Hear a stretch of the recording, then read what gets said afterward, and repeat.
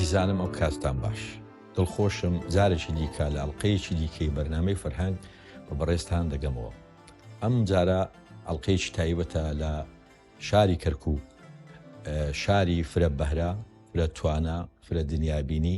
شاری ئاشتەوایی لە کتێبخانەی دیالۆگ لەگەڵ هەردوو ئازیزم مامۆستای گەورەم مامۆستا تارێک کارێزی، هەروها ئازیزم شانۆکار کاکە نەژاد نەجم بەخێر بێت. مامۆستا پرسیارێکی سەری خواردوم لە بیدایەتەوە، من لە بێژە جەناب دەناسم، هەرچێم بینیوە لە ئەدیبان، لە نووسەران، لە بیرمەندان تووشی نەوعێک لە خەیبە ئەمەل بووە لە ڕێگای با بڵێن حکومڕانی خراپ، لە ڕێگای ئەدەبی خراپ، لە ڕێگای چاپی خراپ، لە ڕێگای ڕێنووسی خراپ. ئەو وزەی لە جەنابتایە وزەیەکی ئێزگار جوان و گەشاوەیە، وزەی کوردبوون. هەمیشە وزەی کوردبوون لای تۆ بە ئێمەش بەخشیوە لە گەنجێتی، یعنی بەبێ تۆ بناسی من لە مەجلیسەکانە قسەی تۆم بیستووە، دنیابینی جوانی تۆم بیستووە. ئەم وزە جوانە لە شێ دێنی؟ ئەم وزە جوانە لە کەرکووک ماوە چی بکرێ بۆی زیاتر گەشی پێ بکەین؟ زۆر سپاس بۆ ئەو پرسیارە. من پێم وایە پرسیارێکی زۆر زیرەکانەیە. گەشتبینیەکە لە خوێندنەوەیکی واقعیانە بۆ دۆخەکەەوە سەرچاوی گرتووە. مرۆڤ لە چرکە ساتێکە ئەگەر بوەستێ ئاوڕێ لە ڕابردوو بداتەوە، هەڵسەنگاندنێ بۆ ئێستا بکە، دڵنیام زۆر گەشتبینانە ئەڕوانێتە ئایندا. دۆخی شاری کەرکووک و دۆخی باشووری کوردستان بەگشتی ئەگە بەراوردی کەی بە درێژایی 100 ساڵی ڕابردوو نەتەوەکەمان لە جموجۆڵێکی بەردەوامدا بووە. بەڵێ بەرکەوتنی سەربازی و بەرگەوتنی سیاسی هەبووە، دەنگ و چەڵەمەی زۆر هەبووە، ئازادی بۆ مرۆڤی کورد دەستەبەر نەبووە، گەنجینە و دارایی و بوجە دەربەست نەبووە، بەڵام کۆڵی نەداوە ئەو مرۆڤە، چونکە هەستی بە خۆی کردووە، درکی بە ناسنامەی خۆی کردووە، کاری بۆ ئەوە کردووە کە وەکو مرۆڤێکی ئەم سەردەمە بژی. مرۆڤی خوێندەوار، من ناڵێم ڕۆشنبیر، تەنانەت مرۆڤی ئاسایش، وەختێک کە تۆ درک بە خۆت ئەەکەی لە دەوروبەرەکەت حاڵی ئەبی. سەبارەت بە دۆخی کەرکووک، ئەگەر هەڵسانگاندنیە بۆ دۆخی کەرکووک بکەین، شارێکە ڕیشەی زۆر کۆنا بە قوڵایی مێژوودا چووە. ئەم شارە لە مێژووی ڕابردوودا ڕۆڵێکی زۆر گرنگی هەبووە. تەنانەت پایتەختی یەکەم دەرکەوتنی کورد بووە لە مێژوودا، شاری نۆزی ئەرابخا و قەڵای کەرکووک. باپیرانی ئێمە ئەم شاریان دروست کردووە. ئەمە لە ڕووی مێژوویەوە. لە باری جوگرافیشەوە تۆ ئەگە سیرکەی مەسەلەن کەرکووک شارێکە کەوتۆتە قوڵایی کوردستانەوە، لەو لایەوە سلێمانی لە ڕۆژهەڵاتەوە بەرەو باشوورەوە باوشی پیا کردووە تا چێتە گەرمیان، لە لای باکووریشەوە دادەکشێ هەتا مەخموور پارێزگای هەولێر باوشی پێدا کردووە. بۆیە سەیرەکەی ئاستی بەرەنگاری و خۆڕاگری بۆ پاراستنی ناسنامەی کوردبوون لە شاری کەرکووکە یەکجار بەرزە. ڕەنگە بە بڕوای منەگە شارێکی تر غەیری کەرکووک ئەو گوشارەی لەسەر بواە بۆ سڕینەوەی ناسنامە، ئەو پلانە زۆرەی کە زۆر کار بۆەوە کراوە ناسنامەکەی بسەرنەوە، بەڵام خەڵکەکە بەڵێ ساڵانێکی زۆر لە ژێر دەسەڵاتی عوسمانیدا بووە، بەڵام ئەوە وەک چۆن با بڵێن هەولێر و سلێمانی و تەواوی باکوور و ڕۆژاوای کوردستانیش لە زێر دەسەڵاتی عوسمانیا بوو، بەڵام ئەوە وای نەکردو ئەو شارە ناسنامەی خۆی لەدەستدا. بە درێژایی 102 ساڵیش لە حکمی دەوڵەتی عێراقیش دیسان کار بۆەوە کراوە کە ناسنامەکەی بشێوین، ناسنامەکەی زەوتکەن، بەڵام لە سەختترین هەلومەرجان نە زمانی کوردی کۆتایی پێ هاتووە، نە کولتوری کوردی خامۆش بووە، نەدابوونەریتی کوردەواری. ئەنجا هەموو ئەم شتانە بەڕاستی لەوە سەرچاوە دەگرن، چونکە ڕێشەی کللتور و ئەدەبیات و زمانی کوردی لەم شارەدا زۆر بەقوڵا چووە. بارە جوگرافیەکە شاوکار بووە. جگەلەوە مەسەلەن کەرکووک لە سەردەمی عوسمانیدا تەواوی وەکو سنجەقی کەرکووک کە لە سیدەکانەوە لە ویلایەتی وانەوە دەست پێ دەکا هەتا ئاگاتە ویلایەتی بەغدا، لەم چوارچێوەیەدا چوار شێوەزارە سەرچیەکەی کوردی لێرە بەکار هاتوون: کرمانجی باکوور، کرمانجی ناوەڕاست، کرمانجی خواروو لەگەڵ شێوەزاری گۆرانە. ئەنجا تۆ تەسەور کە ئەم جوگرافیایە ئەو هەموو شێوەزارانە تەنانەت ئەگەر ڕیشەی بنەماڵەکانی کەرکووکیش تۆ بخوێنیتەوە سەیرەکەی لەم شوێنە جیاجیانە هاتوون. ئەمە جۆرێک لە فرە ڕەنجی کولتوری لە ئاستی کولتوری کووردا دروست کردووە. لە هەمان کاتە بە حکمی ئەوەی تا ساڵی 1970 دەسەڵاتی عوسمانی لێرە بووە زمانی تورکیش ئامادە بووە. بەشێ لە خەڵکی کوردی کەرکووک تەنانەت ناسنامە گۆڕی و زمانگۆڕیشیان بەسەرا هاتووە. بەڵام ئەمە هەر لە چوارچێوەی کەرکووکا بووە، هەر لە چوارچێوەی شوناسی کەرکووکا بووە. زمانی عەرەبی لێرە ئامادە بووە بە حکمیەوەی کە زمانی ئاین بووە. زمانی فارسی ئامادە بووە کە زمانی ئەدەبیات بووە، بەشێک بووە یەکێ بۆ لە زمانە بەهێزەکانی ئەدەبیات لە سەدەکانی ناوەڕاستدا. بۆیە دەبینی مەسەلەن شاعیرێکی وەکو شێخ ڕەزا، شاعیرانی تر سیرەکەی زۆر بەتوانە بە 3 زمان شاعریان نووسیوە کە لە جیهاندا نمونەی نییە. جا شارێک کە لەم پێگە کللتوریەوە مەسەلەن جم و جۆڵ بکە ئەم شوناسە بەهێزەی هەبێ بە دڵنیایی ناپوچێتەوە، نەکللتوری تێدا دەبکێتەوە، نە ناسنامەکەی قابلی زەوتکردن نییە. ڕەنگە داگیرکەران زۆر بە سەختی کاریان بۆەوە کردووە لەباری دیموگرافی، لەباری کللتورە، لەباری قەدەغەکردنی هەر شتێکی کوردی. تا ساڵی 2023 تەنانەت ناونانی منداڵێک بە کوردی قەدەغە بووە، هەڵواسینی تابلۆی شوێنکارێک بە کوردی قەدەغە بووە، شەڕ کراوە.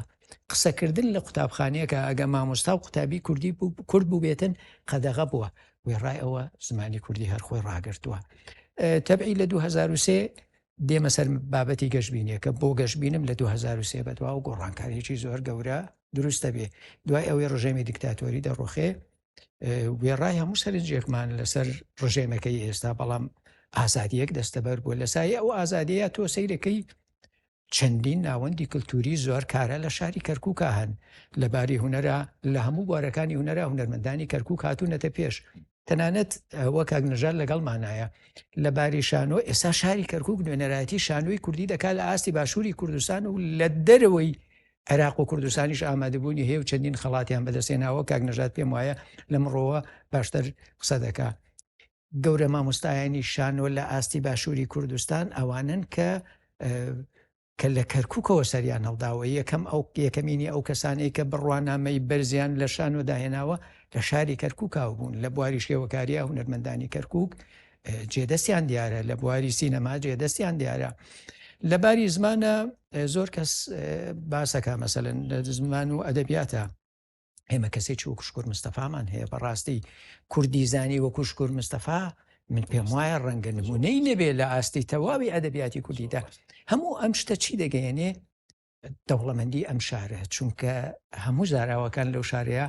تێکەڵ بوون و وای نەکردووە زمانی کوردی بوو پوکێتەوە بە پێچەوانەوە. ئەو شێوە زارانە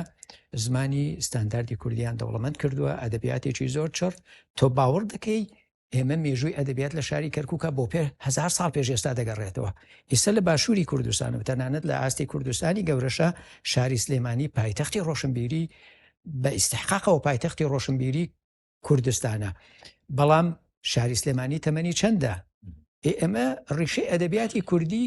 لە شاری کەرکووکە کە بە کوردی نووسراوە بە دوو شێوەزاری سەرەشی سەرەتا بە گۆران بۆ دوایی دێتە سەر شێوەزاری کرمانجی ناوەڕاست کە پێی دەڵێن سۆرانی. یەکەم کەسیش کە بە شێوەزاری سۆرانی نووسیوێتی بەڕاستی لە کەرکووکە بۆ ڕەنجوری بووە. بەشێکی زۆری دیوانەکەی بە گۆرانە، بەشی دووەمیشی بە شێوەزاری کرمانجی ناوەڕاستە. ئیتر سەیری ئەم تابلۆ فراوانە دەکەی بێگومان بناغێکی زۆر گرنگە کە تۆ بە گەشتبینیەوە کار بکەی. متمانەت بەخۆت بێکە من ساحێبی ئەم مێژووە زۆرم. جگەلەوەی زمانی کوردی مەسەلەن خاتو سەحەری موعزی لە ڕۆژهەڵاتی کوردستان فەرهەنگێکی داناوە 73,000 وشەی کوردیمان بەس پەیوەند بە ڕەنگ هەیە. ئێزمان هەیە لە جیهانە، زمانێکی زندوشە تەنیا 6,000 وشەی هەیە. لە حاڵەتێکە زمانی کوردی 73,000 وشەی هەیە بەس تایبەت بە ڕەنگ، بەس بە ڕەنگ. ئەجا تۆ سەیری کە ئاور لە کللتوریەکی وا دەوڵەمەند دەدەی ئێفچۆرە سەر ئەدەبیاتی زارێکی. من پێم وان نییە لە هیچ شوێنێکی دنیادا نەتەوێت کە بێ شان لە شانی کورد بدا لە ڕووی ئەدەبیاتی زارێکیەوە کە ئەچیتە دنیای ئەدەبیاتی زارێکیشەوە. ماشەڵڵا ڕووبەرێکی زۆر فراوانە، ئەفسانەیە، چیرۆکە، حەکایەتە، داستانە، بەیتە، شعرە، تەنانەت ئەدەبیاتی منداڵانیش لە ناو ئەدەبیاتی زارێکی کوردیدا هەیە. لەم تابلۆ ڕەنجینەدا ئیتر چۆن دەبێت تۆ شانازی بەوە نەکەی کە تۆ کوردی خاوەنی ئەم کللتورە دەوڵەمەندەی. زۆر ڕاست زۆر ڕاست دەستەکان خۆش مامۆستا دێنەوە سەر ئەو فرە دەنجی و فرە ڕەنجیە کە چۆن ئێمە سوود لێ ببینین. کاکە نەژات جوڵەیەکی زۆر باشی شانۆ هەیە لە کەرکووک دیارە نوێگەری لێرە دەستی پێکردە و مادەزین حتا ئەگەر بە ویژدانەوە قسە بکەین حتا سلێمانیەکانیان هەولێریەکان کە ڕوانگەدا دەمەزرێنن ترجەمەی یان وەرژێڕانی شعری 62 فازڵ عەزایی و برادرەکانێتی بڵند حەیدەریە سەرگۆن پۆڵسە فازڵ عەزاویە جەلیل قەیسیە مەحدین زەنگەنەیە بەڕاستی یەک گەنجینەیە بوونی جەلیل قەیسیش دەوری هەبووە لە مەسەلەی شانۆ لێرە دەمەوێت وەکو نەخشەکە باسەشی ئێستای شانۆ بۆکەی وە شانۆی کەرکووک لەکوێی ئەم خەریتەیە تاوان ئەگەر بمانێ باسی ئێستا بکەینەوێ بگەڕینەوە مێژۆکە 102 ساڵە تاوان ئەمە بە داتا بە مێژوو شانۆ لەم شارە تاوان پێشووتریش هەبووە بەڵام ئەو مێژووی کە ئێمە چۆڵی بە داتا و بە مێژوو بە نووسین قسەی لەسەرکەین 102 ساڵە کەرکووک خاوەنی شانۆیە شانۆیەکی ڕاستەقینە بە چەند زمانێک خۆی گرنگجیەکە لەمەیە ئێمە کاتێڵین بۆ نمونە کورد لە کوێی معادلەکە و لە کوێی مێژۆکەیە ئێمە ئەبێ بگەڕێنەوە 1920 کاتێک ئینگلیز دێت و کەرکووک بۆ نمونە بە تایبەت دێتە کەرکووک و داگیرێکە و لەم عەرەفەی ئێستا کە ناوی عەرەفەیە و هەر لەوێ دەستپێکی شانۆیەک کە بە بۆ نمونە لە شوێنی حەوانەوەی خۆیان دواتر چۆن ئەوێ گوازراوەتەوە ناو زمانەکانی وەکو تورکمان و عەرەب و کورد لەوێ گروپەکان دروست بوونە بۆیە ئێمە کاتێ مێژۆکەمان ئالەیەوە دەست پێکا دواتر لە شەستەکان و بە تایبەت لە هەفتاکان گروپی شانۆی ئەزموونگەری کەرکووکی دروستە بێ گروپەکەش لە ڕەنگە جیاوازەکان لە تورکمان و عەرەب و تەنانەت سریان و مەسیحیەکان و کورد ڕۆڵی بەرچاویانە بۆ سەرچاوەکە دروست بوونی بە خەڵاتێکە لە شانۆی تەقینەوە لە 1970 کە تەقریبەن لە بەغدا کە یەکێک لەوانە خوا لێ خۆش بوو هونەرمەند حوسێن مسری خەڵاتەکە ینی تایبەت بە باشترین ئەکتەرە لەکوێ لە بەغدا کە گەورەترین شانۆکارەکانی ئەو سەردەمە ناوەندێکی گرنگی ڕۆژڵاتی ناوەڕاستیش بووە بە تایبەت ینی بۆ نمونە کاتێک مەلیکی ئەو کاتەی ئیمارات کە دێت ئەڵێ ئاوەتە خوازم ڕۆژە لە ڕۆژان تەبەن بە تەنیشت دز لەو فرادا ڕاڵێ ئاوەتە خوازم ئەم ئەجوایی کە لە موتەنەبی و لەو جادانە هەیە دووبەی بکەمە وەکو بەغدای لێبێ تۆ لەو سەردەمە کورد یاخود کەرکووکی بە نمایشێک بچێت خەڵاتەکان بەرێت ئەمە ئەوێ ئێمە بیری لێ بکەینەوە ئاستی شانۆ یاخود ئاستی ئەو تەوژمەی کە شانووی نوێگەریە و شانووی ئەزموونگەریە لە چی ئاستێکا بێ بۆیە ئێستا ئاستی شانۆ لە دوای ئەو مێژووە گەورە و بە تایبەت وەکو مامۆساوەتی لە دوای 2023ەوە بە تایبەت دوای دروستبوونی پەیمانگای نوێژوانەکان و کۆمەڵێ خەڵکی ئەکادیمی کات ئێمە ناوی ئەنین ئەکادیمی ئەبێ بە دوای داتاکانی زانستیە لە شانۆ تا چەند بەرەو پێش چووە شانۆی ئێستا ینی ناوەندێکە شانۆی کەرکووک ناوەندێکی زۆر فرە ڕەنگە فرە توانایە فرە زمانە طبعا بە تایبەت لە 2023ەوە گروپەکانی شانۆ لێرە تەمان لە کابینەکەی بە تایبەت وەزیر ڕۆشنبیری حکوومەتی هەرێم خوا لە خۆش بوو فەلەکەدین کاکەی ڕۆڵی گەورەی هەبوو بۆ دروستکردنی ئەو گروپان و تەمویلکردنیان بەڵام قۆناغەکان مامۆسا هەم خۆتەوە مامۆسا باسی گەشتبینیان کرد طبعا کاری هونەر یاخود ئەدەب کەلتور فەرهەنگ پەیوەندی بە تەمویلکردنی پارەوە نییە ینی خەڵکمان هەیە وەکو مامۆسا لە ماڵەکەیە کتێبخانەی هەیە و چالاشیەکە خەڵکی ترمان هەیە لە ماڵەکەیە کردوێتی ئەوەی کە لە حەوشەی خۆیە کتێب واژووەکە خەڵکمان هەیە لە ژوورێکە بە یەک شانووی تاکە کەسی کە مۆنۆدرامایە تەمویلی ذاتی خۆیە بەرهەمهێنانی شانۆکە. ئێمە بۆ خۆمان و گروپ شانووی هەوار لە 2014 کە قیمەی ڕوخانی باری ئابووری هەرێمی کوردستان و هاتنی داعش بوو، ئێمە فستیڤاڵی نێودەوڵەتی شانووی شەقامان ڕاگەیاند. هەنسەی کە زۆر جار لە شکستە تۆ سەرکەوتن دروستەکەی کاتێ وەکو هێز تۆ ئابلوقە ئەدرێی وەکو بڵین وەکو کورد وەکو نەتەوە ئابلوقەی دارایی ئەدرێ ئابلوقەی هێز ئەدرێی تەنانەت وڵاتەکانی دەوروبەریشی دراوسێ هەموو ئابلوقەکانی بۆ نمونە داخستنی فڕۆکەخانە و نەبوونی پارە و هەموو وەزانە، بەڵام تۆ لێرە نەتەوە تەنازە ئێمە کاتی ئەلانی ڕاگەاندنی فستیڤاڵمان کرد خەڵکی شۆڤێنی هەبوو بۆ نمونە هەر لە ناو عێراقە ئامادە نەبوو بێتە کەرکووکەوە نمایش بێنێ، بەڵام لێرە چی لەدایک بوو؟ هونەری شانۆ لەدایک بوو. ئێمە ئەلانی حوتەمی فستیڤاڵی نێودەوڵەتی شانۆی شەقامان کرد، 7 وڵات هەرێک لە بۆ نمونە ئیتاڵیا، بەلجیکا، سوودان، جەزائیر، تونس، سووریا، عێراق بە 25 نمایش، ینی سەرچاوەکە ئەگە بگەڕینەوە لە 1921 بۆ 2023 سەیرەکەی قۆناغەکان هێندە فراوانن، هێندە جێی دڵخۆشیە، هێندە ئەوەیە کە پانتایەکە لێرە لە کەرکووک گەورن. پانتایەکە لە ڕێی زمانەوە کە ئێمە 4 زمانمان هەیە جگە لە مەسەلەی ئاینێکە ئەمە کاکەیە ئەوەیە بابەتێکی گرنگە. ئاستی شانۆ ئێستا ئەگەر بەراوردی بکەی بە کوردستان تەنانەت بە عێراق تەنانەت لە ڕووی فستیڤاڵەکان و کوالیتەکان زۆر بەرزبوونە. ئێمە نمایشمان هەیە لەم شارە نمایش کراوە، بەڵام لە هەموو کیشوەرەکان خەڵاتی بردو. من یەکێک لەو نمایشانی مامۆستا گەزیزە عومەر کە مۆنۆدرامای و قەقنەسە سوتێم زیاتر لە 67 نووسینی لەسەر کراوە بە زمانەکان، هەر لە یابانی، لە سینی، لە بۆ نمونە تونسی، ئەمانە نووسەری گەورە سووری، لوبنانی، ئیماڕاتی، ینی خەڵاتەکان لە کیشوەرەکان دەنگدانەوەی گەورەی هەبوو. بۆیە ئەم هەنگاوە کە بۆ شانۆ بە تایبەت جێی دڵخۆشکەریە، جێ ئەوەیە کە ئێمە زۆر جانان ئێستا قسەیەکەیە بۆ مناڵەن کورد نەیتوانیوە کتێبەکانی وەکۆی کە پێش بەرنامەکە ئێمە قسەمان لێ کرد، بۆ نمونە لە کتێبخانە گەورەکان و پێشنگا گەورەکانی دنیا تەرجەمەمان نییە، بەڵام لە شانۆ ئەو هەنگاوە تێی پەڕانەوە.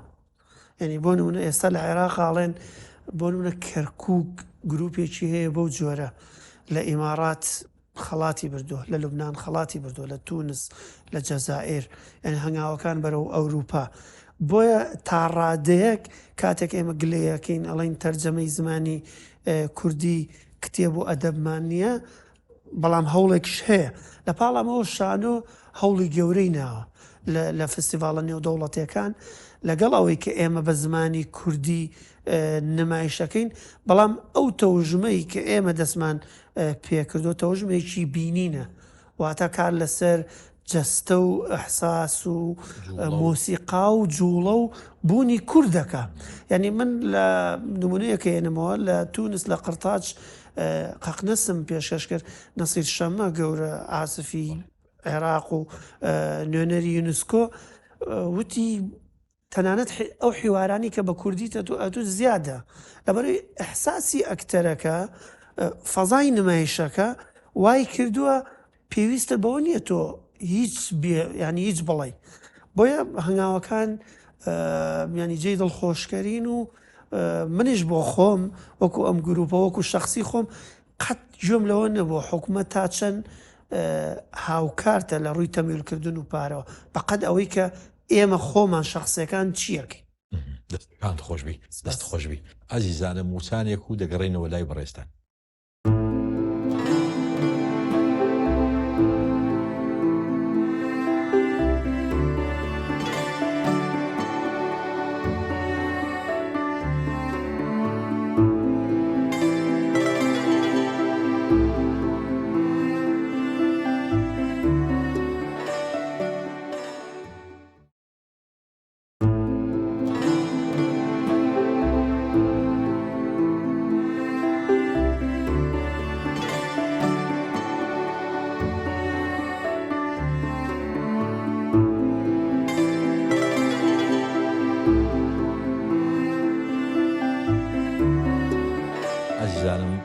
جارش کەیشتنەوە لای بەڕێستان مامۆستا تاریق ڕووناکبیری هەر شارێک هەر وڵاتێک مەڵتی ڤۆیس بێ فرە دەنگ بێ فرە ڕنگ بێ فرە کولتور بێ دەبێتە مایە قازانج لەبەرەوەی بەریەککەوتنی ئەم پارچانە لە شێوەزار لە زمان لە کولتور لە فەرهەنگ لە ئەدەبیات بەریەککەوتنیان وەکو دوو بەردی هین وایە چەخماخە دەدا ئاگریتر دەکاتەوە ڕووناچی دەدا تەسەور دەکەم ڕووناکبیری بەعکسی حیزبایەتی ئیش حیزبایەتی دەیەوێت هەموو ڕەنگەکان یەک ڕنگبی و خۆی ڕابەربی خۆی ڕابەراتی و ڕەنگە بکە ڕووناکبیری و کولتور و فەرهەنگ بەعکسەوە دەوێت پارچە پارچەیان کە و بەریەکەوتنی ئەو پارچانە گەشانەوە دروستبی ئێمە لە کەرکووک ئەومان هەیە ئەدەبیاتمان هی تورکمانەکان ئەگەرهی سریانەکانە هی مەسیحیەکانە هی کووردە هی عەرەبە بۆچی ئێمە ناتوانین ئیسیفادی قوسوا لەمە بکەین ینی سوودێکی ئێزگار زۆر لەم فرە دەنجی و لەم فرە ڕەنجی و لەو فرە کولتوریە ببینین یان دیومانە بە بڕوای من لە ئاستی شاری کەرکووک ئێمە سوودمان لەو فرە دەنجێ بینیوە بۆ نمونە یەکتر قبولکردن هەیە ئەم پێکەوەبوونی کللتورەکان فرە کللتوریە یەکتریان موتوربە کردووە بە شێوەیەکی زۆر ئەرێنیش یەکتریان دەوڵەمەند کردووە یعنی گەورەترین قۆریات خوێنەکانی تورکمان کوردن ئەمە هابەیە ئەمە ڕەشید کوڵە ڕەزایە مەسەلەن لە شوێنەکە تۆ دادەنیشی مەقام خوێنێکی کوردی دەخوێنێ تورکمانی دەخوێنێ عەرەبیش دەخوێنێ تۆ لە ئاستی نێونەتەوەیە ئەگەر کار بۆ شتێکی لەم جۆرە بکەی ئەبێ خەرجی و بەرنامەدانی بەڵام لە کەرکووکە شتەکە خۆڕسک دروست بووە مەسەن بەشێکی زۆری ئەدەبیاتی تورکمان شاعیرانی کوردن شعریان بە تورکی و تورکمانی نووسیوە ئەمە ئاچێتە تورکمانەکان وەک بەشێک لە میراتی خۆیان وەریەگرێت ئێدەی خۆ هەرواشە شاعیرێکە بە کوردی نووسیوێتی بە تورکمانیش نووسیوێتی ئێشێخ ڕەزا خۆ ئەکرێ بچێتە بەشێک لە مێژووی ئەدەبیاتی سێنەتەوەیە چونکە سێیەکی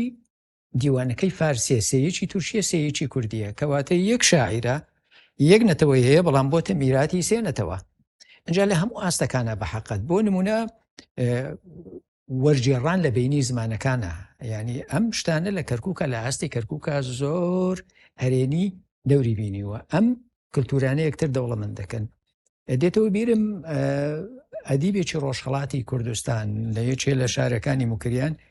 وتی خۆزگە من لە خەڵکی کەرکووکە بووم یا خەڵکی کرماشانە بوون چووکە فرە کللتوریەک لەو شارانەدا هەیە وا لێ دەکات تۆ دەوڵەمەندتربی تۆ لە یەک کاتا لە سێ چاوک زانیاری وەرەگری کللتور وەرەگری خۆت دەوڵەمەندەکەی جا ئەوانە لە ئاستی کەرکووکە بە حەقەت ڕنگدانەوەی زۆری هەیە جۆرێک لە هەماهەنگی و لە یەکتر قوپڵکردن و یەکتر ناسین هەیە لە کەرکووکە ئەمە هەیە بەڵام بۆچی لە ئاستی کوردستانە ڕەنجی نەداوەتەوە کێشەکە لەوەدایە کە ئەو دۆخەی کە لە کەرکووکە هەیە لە ئاستی کوردستانە ڕەنجی نەداوەتەوە ئەو موتوربەکردنە ئەو فرە کللتوریەی کە زۆر ئەرێنی لە شاری کەرکووکە ڕنگدانەوەی هەبووە بۆ چونکە دەوڵەتی عێراقکاری بۆ ئەوە کردووە کەرکووک لە کوردستان داببڕێ ئەمەش بەڕاستی وای کردووە کەرکووک وێنەی کەرکووک واقعی کللتوری کەرکووک و نەری کەرکووک لە ئاستی کوردستانە ئامادە نەبێ بۆ نمونە لە 1970 کە یاسای ئۆتۆنۆمی ڕادەگەیەندرێ تاگلایەنە کەرکووک لە دەرەوەی ناوچەی ئۆتۆنۆمیە خوێندنی کوردی لە کەرکووکە نامینێ خوێندنی تورکمانی نامینێ خوێندنی سریانی نامێنێ تا ئێستاشی تێدا بێ مەسەلەن لە باری ئیداریەوە لە باری ئیداریەوە کەرکووک بەشێک نییە لە باشووری کوردستان بەڵام لە باری واقعی و کللتوریدا بۆ هەتایە هەر بەشێکە لە کوردستانە بەریەکەوتنی کللتوری لە شاری کەرکووکە بە شێوەی یەکتر دەوڵەمەندکردن یەکتر قوبوڵکردن چوونە ناو یەکەوە ینی تۆ نووسەرێکی کەرکووکی ئەبینی بە سێ زمانە نووسێ بەڵام ڕەنگە بۆ نووسەرێکی سلێمانی زەحمەت بێ بۆ نووسەرێکی هەولێر یا دهۆک یا هەڵەبجە زەحمەت بێ چونکە تاگزمانە بەڵام لە شاری کەرکووکە ئەو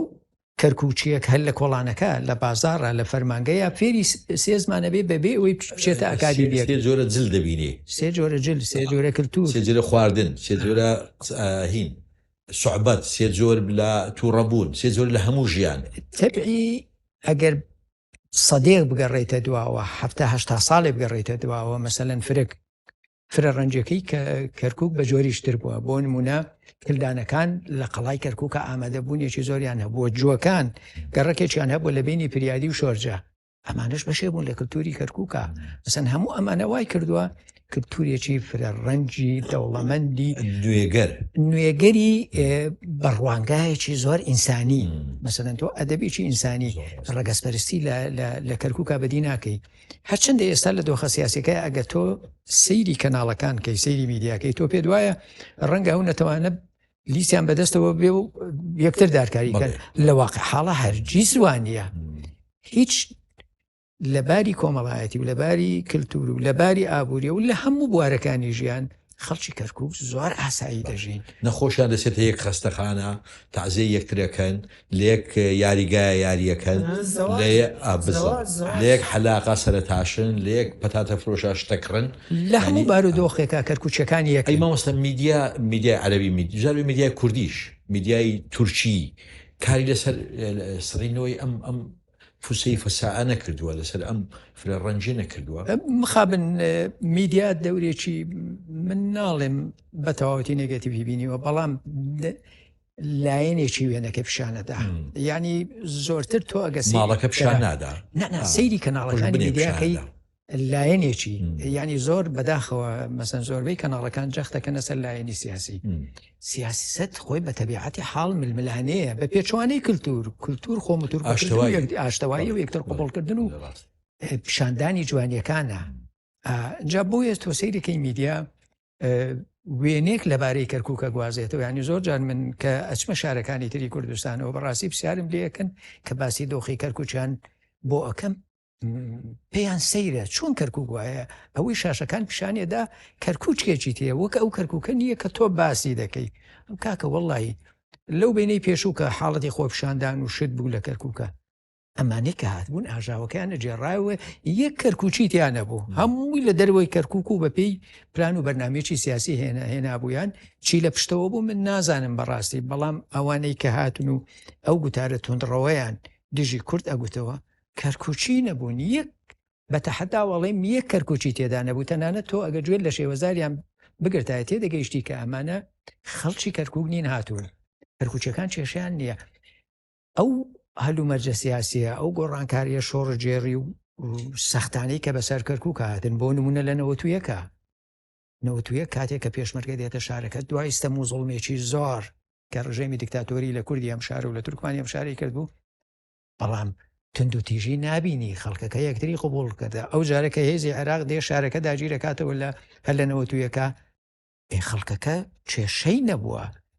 لە 2003 لە هەموو ئەو گۆڕانکاریانە لە 2017 هەموو ئەو گۆڕانکاریە سیاسی و سەربازیانی کە بەشەر شاری کەرکووکە هاتوون دۆخە کۆمەڵایەتیەکەی تێک نەداوە باوەڕیشم وایە دۆخە کۆمەڵایەتیەکە تێک نادا مەسلەی یەکتر قوبڵکردن و پێکەوە ژیان لە کەرکووک کللتوریەکی ڕیشەدارە هیچ شتێک بە باوەڕی من هەڵی ناتەچێنێ اینجا ئەمە لەباری کللتوری لەباری ئابووری لەباری کۆمەڵایەتی ڕەنجی داوەتەوە ڕیشەی داکوتاوە ینی کەرکووچەکان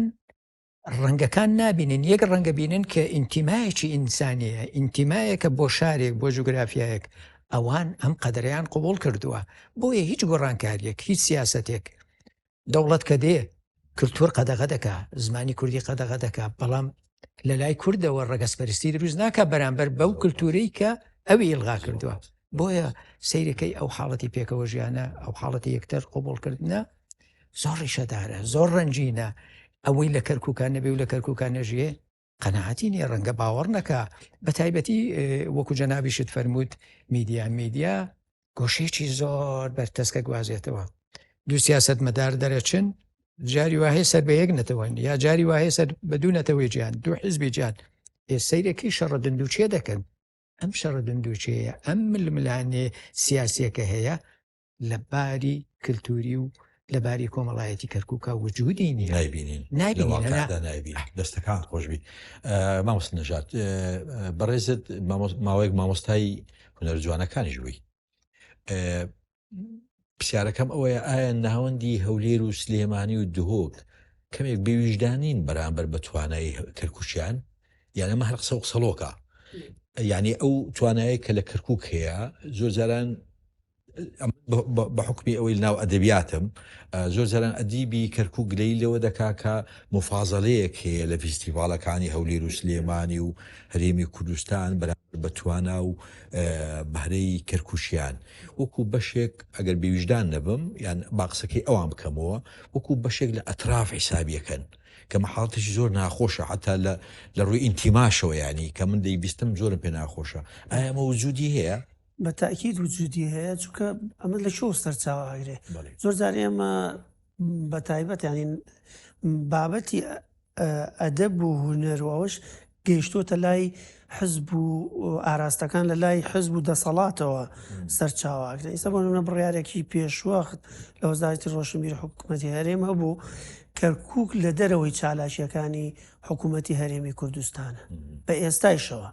بەڵام چی ینی لەناو پرۆپۆزەلی وەزارەتە کەرکووکی تیانێ ینی چالاشیەکان ئەڵێن ئێوە ناگرێتەوە ئەم بڕیارە بەڵام ئێستا ئەم بڕیارە ینی ئەمە بۆ شایەتی بۆ مێژوو کاکە حەمید سەعید ئەم بڕیارەی بیانی شکانەوە کارێکی باش ینی شکانەوە بەو مەرجەی ئەڵێ کەرکووک لە دەرەوەی چوارچێوەکانە بەڵام کەرکووک تایبەتمەندی خۆی هەیە بۆیە لە زۆربەی فستیڤاڵەکانی هونەری ئەدەبی هەموو بابەتەکانی تر کەرکووک هەمیشە پەراوێزە ینی ئەم قسەی ئەدیب و نووسرانە کە من دەیبیستمەوە لە فستیڤاڵ ئەدەبیەکانە بۆ شانۆکارەکانی بۆ شانۆکارەکانیش بەڵام چی ئەیگۆڕێ تۆ توانای کەسەکە زۆر جار ناتوانێت تۆ فەرامۆش بەڵام حیسابێک هەیە هەمیشە کەرکووک زۆر جار ئەگەر فەرامۆش نەکرێ ئەکرێتە کۆتایی بابەتەکانەوە زۆر جار حسابی بۆ ناکرێ زۆر جار لە وەختی زایع یاخۆ دەبێ شەڕی بۆ بکەیت ینی بەمانای کەلیمە بۆ نمونە ساڵێک فستیڤاڵی شانووی کوردی کرا تەنانەت بۆ نمونە لە بەشەکانی باشوور و ڕۆژهەڵات و ئەمانیشەوە نمایشە بوو کەسی سیرمان کرد کەرکووک هیچ نمایشێکی شانووی تیانە کە ئەو کاتە بۆ نمونە سەندیکای هونەرمەندانی کوردستان کردبووی بڕواکەی بە شەڕی من یعنی هەم لە حملەیەکی لە سۆشیال میدیاوە دەستمان پێ کرد کەرکووکمان کردن ناو معادلەکەەوە یعنی کێشەکە زانی لە شوێ کاتێک تۆ لە سەرکردایەتی کورد هەموو شەڕەکاڵێن کەرکووکە کەرکووک قەڵغانێکە بڵیت و نەڵی بۆ کوردستان شەڕی پێشمەرگە واش بۆ بازەکەشیدا و قوربانیش بەیانی شەڕی پێشمەرگە شەڕی نەتەوە شەڕی زمان بەرەنگاربوونەوەی ینی سە زۆر جار عەرە بەڵێ ئێمە غەزە یاخود قودس بۆ ئێمە هێڵێکە لە بەرامبەر دوژمناکەمان کە ئیسرائیل کەرکووک وایە ینی بەمانەی کەلیمە کەرکووک قودسە قودسێکە بۆ بەرەنگاربوونەوەی قەڵغانەکە کە تیرەکەت پێنەکەوێت کەرکووک داناوە ینی ڕاستە بۆ منە پێشمەرگەی خەڵکی ڕانیە هەولێر سۆر هەمووی تایە بەڵام ئێمە باجەکەیە دەین لەم شارە ینی ئێستا بۆ نمونە کاتێک من یان مامۆستا تارق تۆ ئەتەوێ فستیڤاڵێک بکەی ئەبێ قەنەعەت بەم ئیدارەیە بکەی کە ئیدارەیەکی عەرەبیە بڵی کاکە من نەتەوەم هاوشانی تۆ من زمانم هەیە کەلتورم هەیە هونەرم هەیە ئەبێ تۆ شەڕیەوە بکەی لە بەغداوە مۆڵەت وەرگری ئێستا بۆ نمونە بچووکترین نمونە ئێمە فستیڤاڵی نەودڵی شانووی شەقامک ئەبێ من لە خەزراوە مۆڵەتەکە وەرگرم یعنی ئەگە حکوومەتی هەرێمی کوردستان ڕازیکەم بودجەکە سەرفکە بەڵام هەتا ئەوان ڕازی نەبن ئەمە بۆ خۆی شەڕە ینی شەڕەوە کە تۆ لە تابلۆکانە سێکی زۆر جار ناوی کوردی فەرامۆشەکرێ ینی بابەتەکە وای لێ هاتۆ بابەتێکی سیاسی بەداخەوە کوردستان یاخود ئەو فستیڤاڵانی کە لە کوردستان ئەبوایە کەرکووک هەمیشە پێشەنگ بووە لە ریزی پێشەوە یەک بابەتی تر من حەزم کرد قسەی لەسەرکەم مەبەستی بابەتی یەکتری قوبوڵکردن لە کەرکووک ئەگەر بەس کەرکووک نەبوایە ئەم شارە ئەم چوار زمانی تایە لە هەر کوێیەکی دنیا ئەم چوار زمانە بە یەکۆ بووان شەڕی گەورە دروستە بوو ڕۆژانە خەڵک ئەکوژرا یانی سە بۆ نمونە گەورەترین کێشە لە ئەمریکا مەسلەی ڕەش و سپی دەیان جار بە مافیا ئەم ئەوە کوژێ خەڵکە بەس کەچی لە کەرکووک ئێمە زەواجمانەیە لە بینی تورکمان لە بینی عەرەب بۆ کورد بۆ عەرەب بۆ زمانەکانی کە ینی بۆ نمونە کاتێ بەیانی ئێمە دوکانەکەینەوە لەم شارە کابرا خاوەن وەستا تورکمانە شاگردەکەی کوردە وەستاکە کوردە شاگردەکەی عەرەبە یعنی بابەتەکە ئەمە یەکتر قوبولکردنە ڕیشەییە یعنی تۆ ساڵانێکە ئێمە یەکتری قوبوڵەکەین واز لەو ناونیشان و تایتڵانەی دروشمانە مێنە زۆرجار سیاسیەکان بۆ مەسلەی هەڵبژاردن بەکارێنن بۆ مەسلەیەکی مەرامێکی وڵاتێکی تر بەکارێنن ڕێک قسەی مامۆستا تارقەکەم ئێمە کە ئەچینە شارێتر ئەڵێن بۆ لە کەرکووک بەم جۆرەیە کاتێک دێنە فستیڤالەکان و ئەبینن چەند ڕەنگە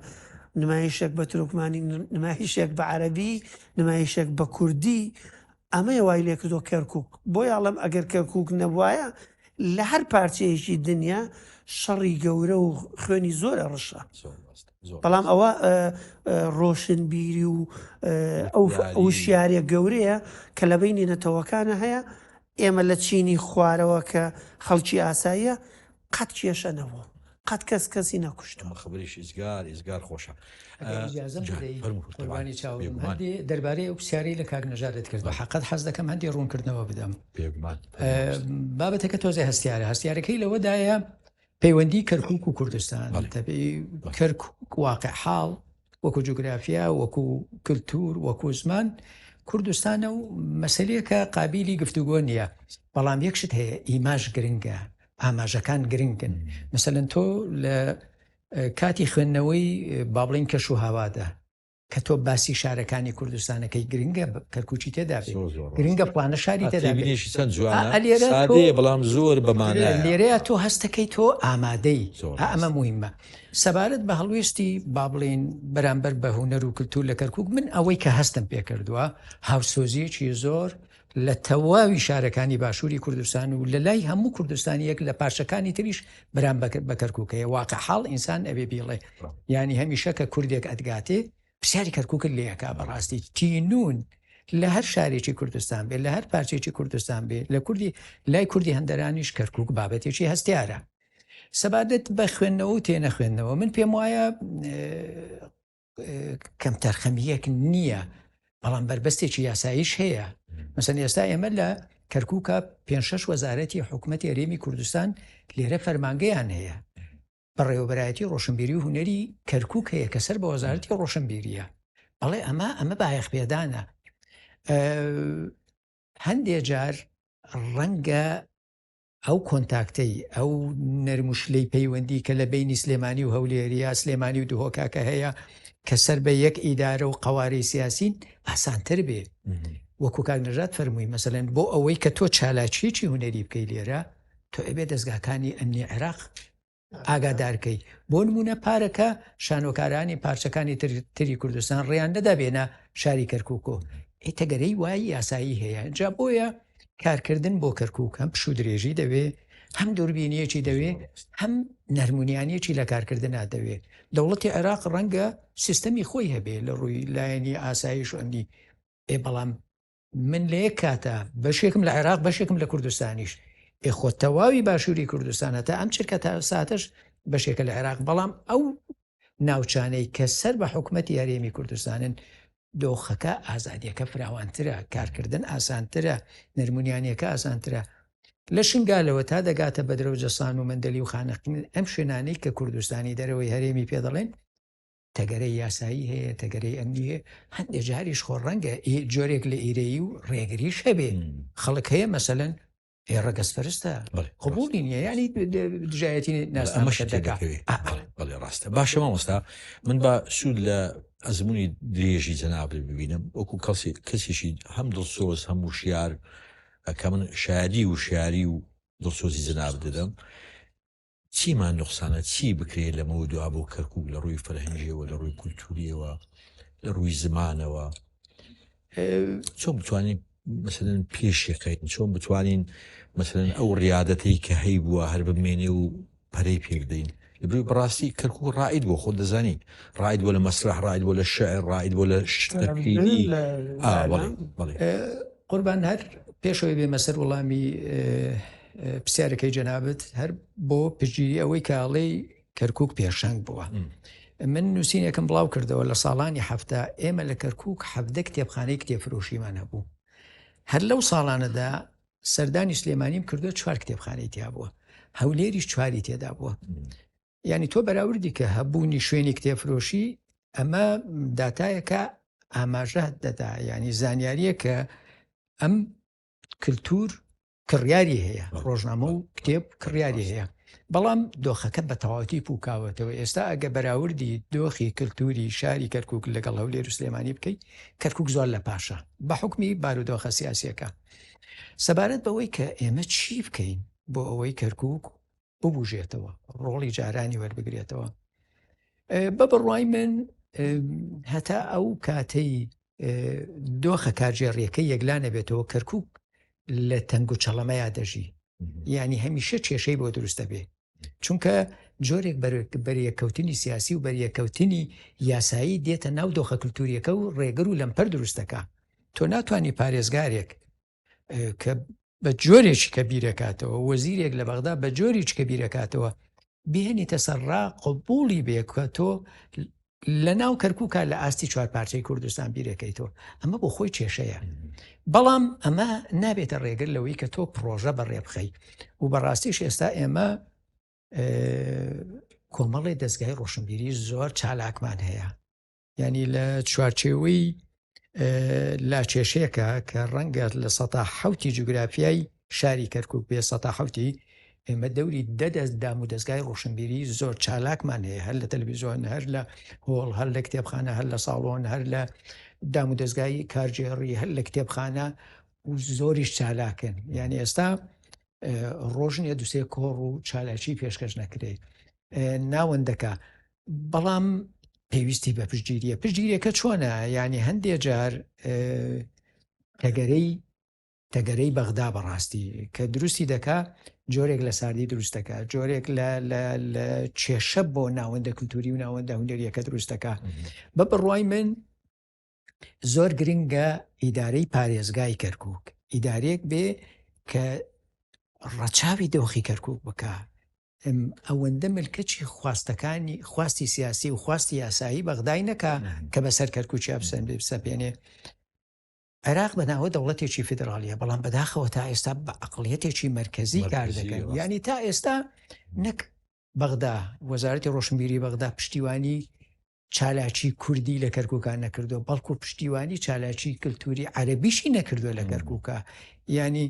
ماڵێکی ڕۆشنبیری هەیە وەک هەر پارێزگایەکی کات توانە و داراییەکی زۆر کەمیان هەیە، تەنانەت کرێی خانووەکەشی نەداوە بەغدا وەزارەتی ناچار بوون باریان کە چەند ساڵێک کرێی خانووی ئەو دەستگایە کە سەر بە وەزارەتی ڕۆشنبیری بەغدایە. بۆیە ئەگەر گە چاومان لە بەغدا بێ کە بمانەوێت دۆخی کللتوری کەرکووک ببوژێتەوە، پێم وایە بێ ئومێدە بین. هیوا بە دووشتە، یەک حکومەتی کوردستان، شارەکانی کوردستان، ناوەندی ڕۆشنبیری شاری کوردستان، چونکە دوجار کەرکووک هەر بەشێکە لە کوردستان، دوو کەرکووچیەکان بۆ خۆیان. ئیستا کەرکووچیەکان لە 2017 بەوداوە درچیان بەوە کردووە، بۆیە حاڵەتی کارکردن بە خۆبەخشی زۆر لە ئاستێکی بەرزایە. دیاردێکی زۆر سیر هەیە. ئێستا ئێمە کاکنەژاد لێرەیە باسی هونەری شانۆمان کرد. تۆ ئەزانی شانۆ حاڵەتێکی زۆر سروشتیە، هەر زۆر بە شێوێکی ئاسایی تیب دروستە بێ و ئەچن نمایشەکەن لەم بازار لەو بازار. و سروشتی کەرکووچیەکان وان بەڕاستی خەڵکێکی نوکتەدانن، قسە خۆشن، بە ڕووژیان ناکراونەتەوە، هەمیشەوان ڕاستە گەشتبینن. ینی تۆ سەیرە، ینی ئەم شارە کە زۆرترین گوشاری سیاسی و زۆرترین شەڕی ناسنامەی لەسەر بووە، بەڵام ئەمە کەرکووچیەکانی سارد نەکردوێتەوە. زۆر بە گەشتبینانە بۆ ژیان نەڕوانن. ینی هەر 3-4 گەنج کۆ بنەوە کاتێک گەزانیتی پێچی شانۆ ڕاگەین و هەمووشی بەبێ ئەوەی کە پشتیوانیشیان هەبێ، بەبێ ئەوەی کە کەس هەبێ پشتگیرینیان کە یا سپۆنسەریانکە سەیرەکەی ئەم تیپە چالاکی پێشکەشەکە. لە بوارەکانی تریش هەروایە، لە بواری ڕۆژنامەگەریە، لە بواری هونەرەکانی ترە، جگە لەوەی لە بیرمان نەچێ. ینی هونەر لە باری هونەرە کەرکووک خاوەنی مەقام کە هونەرێکی زۆر دێرین و زۆر فراوانە. قوربان ئێمە شیوامان بە بوونی ئێوەیە بە کەسایەتی جوان و بەهرەی ئێوەیە کاکە نەژات هەر سەرکەوتوو بوون جێگەی شانازین مامۆستا تاریق بە ناوی خۆم و بینەرارم سوپاسە دەکەم بۆ هاتنتان هەر سەرفراز بن هەرگە شاوی مامۆستا نەژات. ئەزیزانم خۆشەویستانم بەم جۆرە هاتینە کۆتایی ئەم ئەڵلقەیەی بەرنامەی فەرهەنگ تا بێگەیشتنەوەیشتر لە ئەڵلقەیەشی تر خواتان لەگەڵ سەرفراز بکەن.